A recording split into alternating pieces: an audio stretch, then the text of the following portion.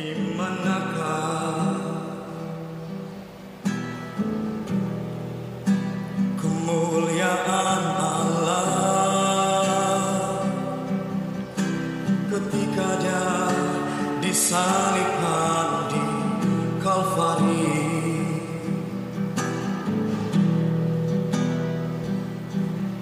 Dengarkanlah suara yang berseru,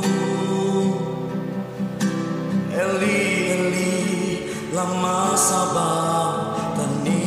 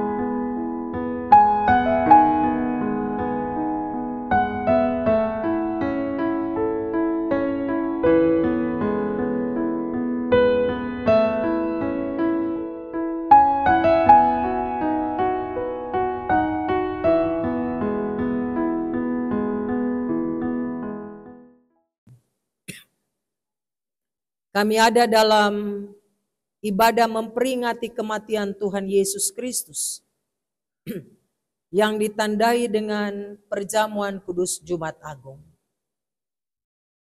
Kami akan membaca, mendengarkan, dan merenungkan firman-Mu Tuhan.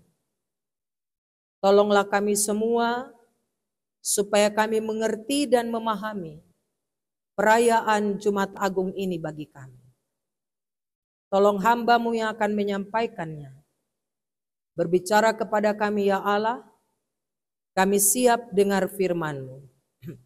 Di dalam nama Tuhan Yesus, kami berdoa dan menyambut kebenaran firman Tuhan di saat ini. Amin. Matius 27 ayat 32 sampai 44. Yesus disalibkan. Ketika mereka berjalan keluar kota, mereka berjumpa dengan seorang dari Kirene yang bernama Simon. Orang itu mereka paksa untuk memikul salib Yesus. Maka sampailah mereka di suatu tempat yang bernama Golgota, artinya tempat tengkorak. Lalu mereka memberi dia minum anggur bercampur empedu. Setelah ia mengecapnya, ia tidak mau meminumnya. Sesudah menyalibkan dia, mereka membagi-bagi pakaiannya dengan membuang undi. Lalu mereka duduk di situ menjaga dia. Dan di atas kepalanya terpasang tulisan yang menyebut alasan mengapa ia dihukum. Inilah Yesus, Raja orang Yahudi. Bersama dengan dia disalibkan dua orang penyamun, seorang di sebelah kanan dan seorang di sebelah kirinya. Orang-orang yang lewat di sana menghujat dia dan sambil menggelengkan kepala, mereka berkata, "Hai engkau yang merobohkan bait suci dan mau membangunnya kembali dalam 3 hari. Selamatkanlah dirimu jikalau engkau anak Allah, turunlah dari salib itu." Demikian juga imam-imam kepala bersama-sama ahli-ahli Taurat dan tua-tua mengolok-olokkan dia dan mereka berkata, "Orang lain ia selamatkan, tetapi dirinya sendiri tidak dapat ia selamatkan. Ia Raja Israel, baiklah ia turun dari salib itu dan kami akan percaya kepadanya. Ia menaruh harapannya kepada Allah. Baiklah Allah menyelamatkan dia, jikalau Allah berkenan kepadanya, karena ia telah berkata, aku adalah anak Allah. Bahkan penyamun-penyamun yang disalibkan bersama-sama dengan dia, mencelanya demikian juga. Demikian firman Tuhan bagi kita. Berbahagialah setiap kita yang mendengarkan firman Tuhan dan mau melakukan firman ini dalam hidup kita setiap hari. Pujian kepada Kristus selama-lamanya. Hosiana.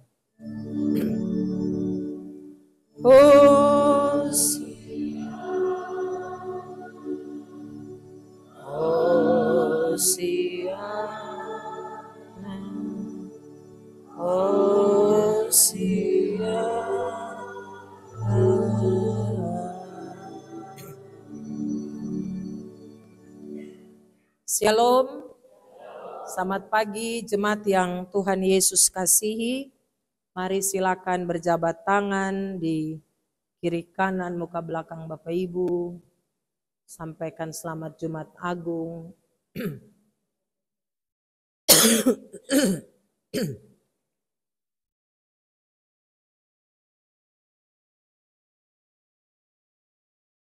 Terima kasih. Kita ada dalam perayaan Jumat Agung Bapak Ibu Saudara, yang di Gereja Harius ditandai dengan pelayanan sakramen perjamuan kudus. Nanti di Jemaat Pengharapan ada jam 4 sore dan jam 7 malam. Tema perenungan kita dalam ibadah perjamuan kudus Jumat Agung hari ini, kasih yang mengorbankan diri untuk keselamatan. Jemaat yang Tuhan Yesus kasihi, salib dalam dunia peradilan Romawi itu merupakan bentuk hukuman yang paling sadis. Karena salib menggambarkan penghinaan. Salib menggambarkan kekejaman penyiksaan yang tidak ada taranya. Jadi kalau orang yang dihukum dan digantung di kayu salib itu melambangkan sebuah kejahatan yang sangat luar biasa. Orang yang disalibkan itu dipandang sebagai orang yang jahat, orang yang hina. Tidak heran ketika Yesus disalib, orang kemudian menghina Yesus. Orang yang lewat di sana menghujat dia. Ayat 39 pembacaan kita. Termasuk di dalamnya imam-imam kepala dari pihak penguasa Romawi dan orang Yahudi. Yesus memang dianggap hina. Yesus memang dianggap jahat. Sekalipun dalam peradilan di Hanas dan Kayafas tidak terdapat kesalahan Yesus. Kecuali saksi-saksi dusta, kecuali hal-hal yang mereka dibuat-buat untuk menemukan kesalahan Yesus. Padahal di peradilan Hanas dan Kayafas terada. Tidak ditemukan salah satu pun kesalahan Yesus. Yesus Bapak Ibu Saudara dianggap melawan penguasa Romawi. Tetapi juga para tokoh-tokoh agama Yahudi. Sehingga di atas kepalanya pada salib itu tertulis ayat 37, inilah Yesus, Raja orang Yahudi. Orang Romawi sedang mempermalukan orang Yahudi. Ini kan raja yang kan bilang gitu. Nah itu dia ada di kayu salib itu. Sekalipun Bapak Ibu Saudara, ini disebut tulisan untuk mengolok-olok. Namun tulisan itu sebenarnya sebuah kebenaran bahwa Yesus itu memang raja. Tetapi bukan raja untuk satu bangsa saja. Bukan raja untuk orang Yahudi saja. Tapi Yesus adalah raja untuk semua bangsa. Untuk semua kaum di muka bumi ini. Apapun alasan Yesus disalib, tetapi dia disalib sebagai orang yang tidak bersalah Bapak Ibu. Atau lebih tepat, seorang yang tanpa dosa yang harus naik di tiang kayu salib. Hal ini tersirat dalam kata-kata olok-olokan para imam-imam kepala ahli-ahli Taurat dan para tua-tua Yahudi pada ayat 42. Orang lain saja dia selamatkan. Baru dia diri sendiri dia tidak selamatkan. Katanya dia Raja Israel. Katanya dia anak Allah. Bagaimana dia tidak bisa menyelamatkan dirinya?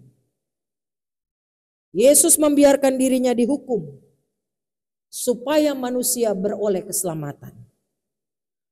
Yesus membiarkan dirinya menjalani kekejaman dan kehinaan, siksaan, kesakitan di salib bagi keselamatan orang lain. Jadi salib yang melambangkan kekejian, kehinaan, dan lain-lain sebagainya yang saya sebutkan tadi, bagi Yesus, salib Yesus adalah jalan keselamatan. Dan satu-satunya jalan keselamatan untuk orang lain.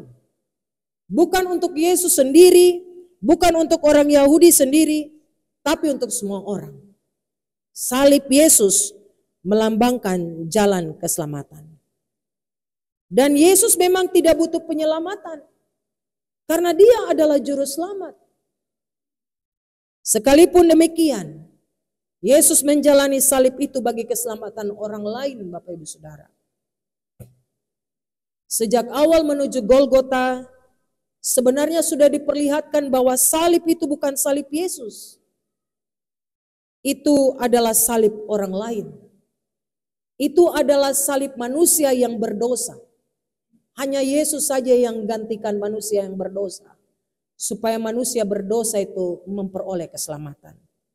Buktinya adalah Simon dari Kirene dipaksa untuk memikul salib Yesus itu. Ayat 32. Apapun alasan si Simon orang Kirene ini memikul salib, namun itu merupakan tanda bahwa salib Yesus ini melibatkan orang lain. Kelihatan Yesus tokoh utama pada salib itu. Karena kehinaan, kekejaman, penyiksaan, olok-olok, semua ditanggung oleh Yesus. Sebab kejahatan dan dosa orang lain sepenuhnya ditanggung dan dijalani oleh Yesus. Dua penjahat yang disalibkan bersama Yesus sudah menjadi kesaksian yang nyata bahwa dia yang tidak berdosa menanggung hukuman orang lain yang punya kejahatan itu. Tetapi apa yang terjadi di salib itu menunjukkan kepada kita dua hal penting. Yang pertama, dalam diri Yesus yang disalib itu, kita melihat bahwa dosa itu telah mengantar manusia ke dalam kehinaan, ke dalam kekejaman, serta penyiksaan dan kesakitan, serta penderitaan yang luar biasa, dan akhirnya kematian ada di salib itu. Semua itu dijalani oleh Yesus, jemaat yang Tuhan Yesus kasihi. Dalam 7 minggu sengsara, kita merenungkan dengan baik sengsara Tuhan Yesus ini. Dan membawa kita kepada kesadaran bahwa sesungguhnya kejahatan dan dosa kita lah yang ditanggung oleh Yesus. Jadi jangan ada yang tepuk dada, saya ini sudah. Terada, kita semua orang berdosa. Kita yang harus mati di kayu salib. Tapi Yesus menanggung seluruh dosa dan kejahatan kita. Dia mau mati di kayu salib. Ini harusnya menjadi gambaran diri kita. Siapa kita di hadapan Tuhan. Kita sebenarnya tidak layak. Tapi salib itu yang melayakkan kita. Kita sebenarnya orang berdosa. Tapi salib itu yang memberikan keselamatan kepada kita. Jadi kalau mau buat jahat, lakukan kejahatan, buat segala sesuatu yang bertentangan dengan apa yang Tuhan mau, pandang salib itu. Supaya mau melangkah melakukan kejahatan itu stop. Tidak bisa. Karena salib itulah kita yang berdosa ini diselamatkan. Dari sudut pandang hukum, ini tidak adil. Saya ingat khotbah saya di Minggu Sengsara ke-6 itu, saya bicara 7 ilegal dalam persidangan Tuhan Yesus. Salah satunya adalah Yesus tidak diberikan kuasa hukum Yesus tidak diberikan kesempatan untuk membela diri. Orang-orang yang harusnya tidak boleh melakukan keputusan dalam persidangan Yesus, mereka melakukannya. Dan hari ini kita juga belajar bahwa dari sudut pandang hukum, apa yang diberikan hukuman kepada Yesus itu tidak adil. Seorang yang tanpa salah dan dosa dihukum karena kejahatan orang lain. Tapi Yesus membiarkan itu terjadi, Bapak Ibu Saudara. Yesus mau melakukannya dengan sukarela. Yesus membiarkan apa yang tidak adil ini dijalani. Agar orang lain, saya, Bapak Ibu Saudara, dibenarkan. Kita dikuduskan di hadapan Allah. Ingat ini baik-baik. Supaya kita tidak menjalani perjamuan kudus dengan biasa-biasa saja. Kita tidak menjalani Jumat Agung dengan biasa-biasa saja. Tapi Yesus mau mati untuk saya dan Bapak Ibu Saudara. Dia membiarkan dirinya diadili dalam ketidakadilan. Dia membiarkan dirinya dihujat, diolok-olok, dihina, diludahi, dipukul. Saya kemarin ke Israel itu saya lihat bagaimana seluruh proses itu berlangsung. Bapak Ibu, di jalan menuju ke salib itu toko-toko itu, orang duduk di situ. Pasti banyak orang di situ. Bagaimana dia diludahi, dia dipukul, dia dihina, dia dihujat. Yesus diam, tidak melakukan pembalasan. Kami coba membayangkan itu.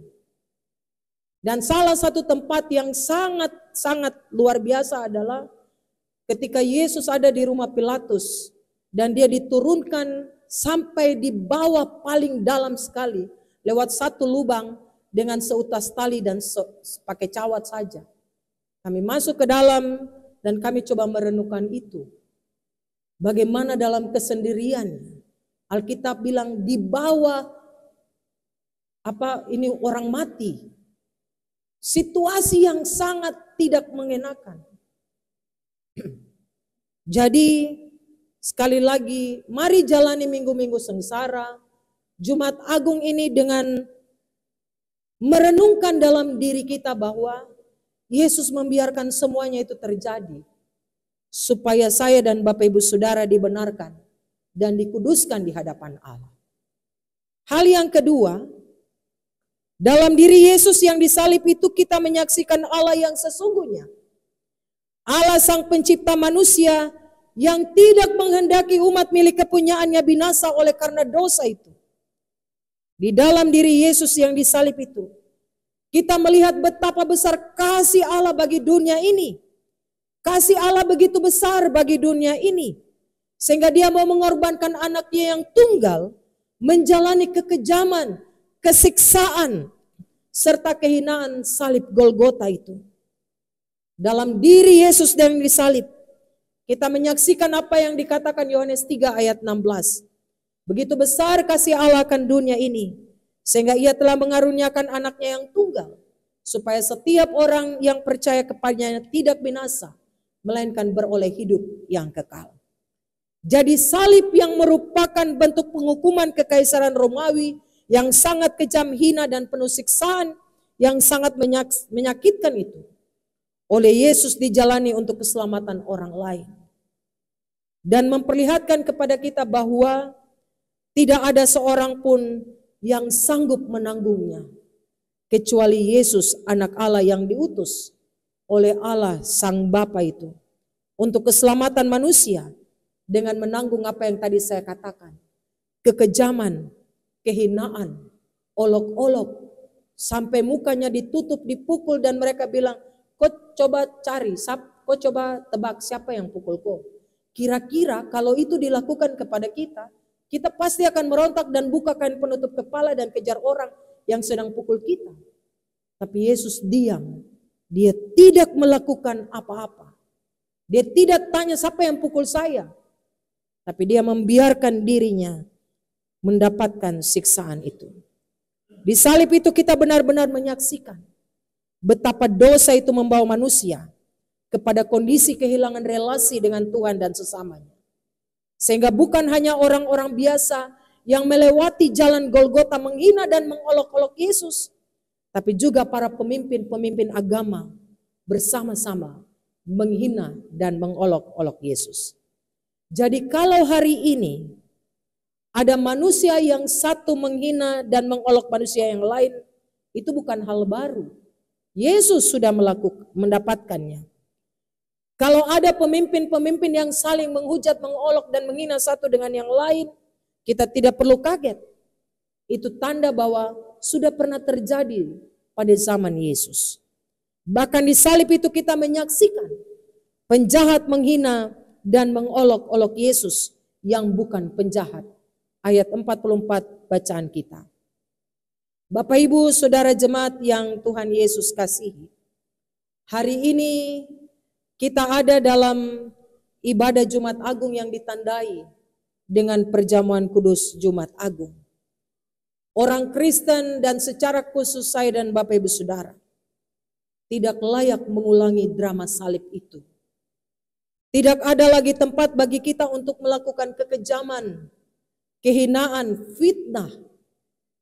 Karena di salib Yesus, Yesus telah membuat kita yang berdosa menjadi orang benar dan kudus di hadapan Tuhan Allah.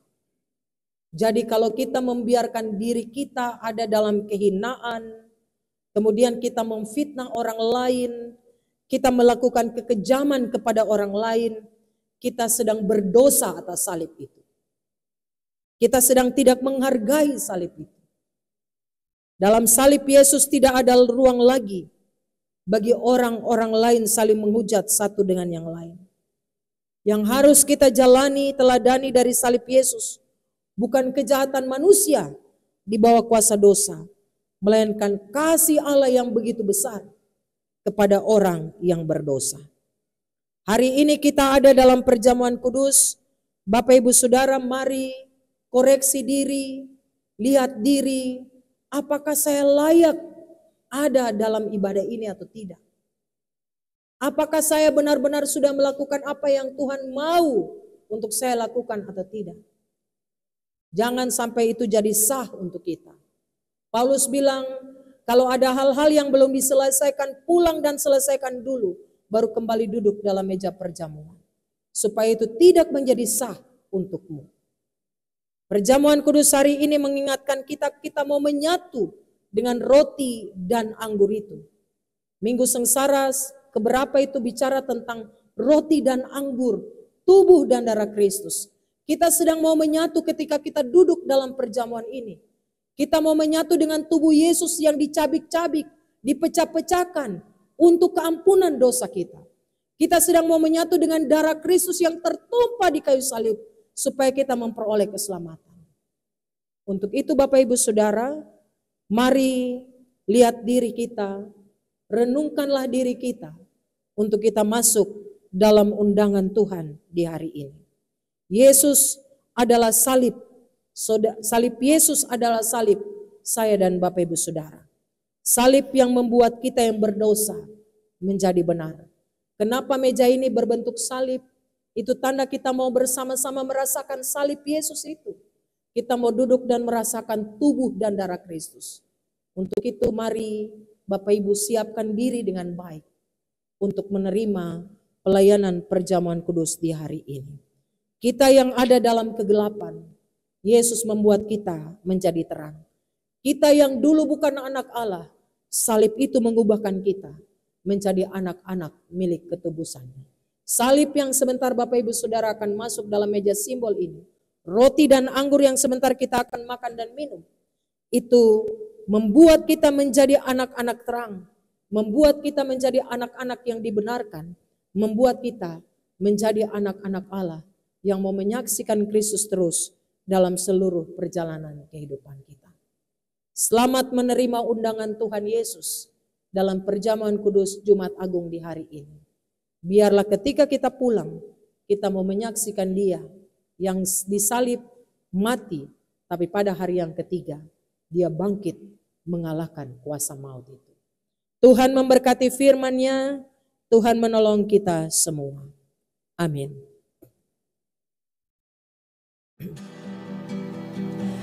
Dan betapa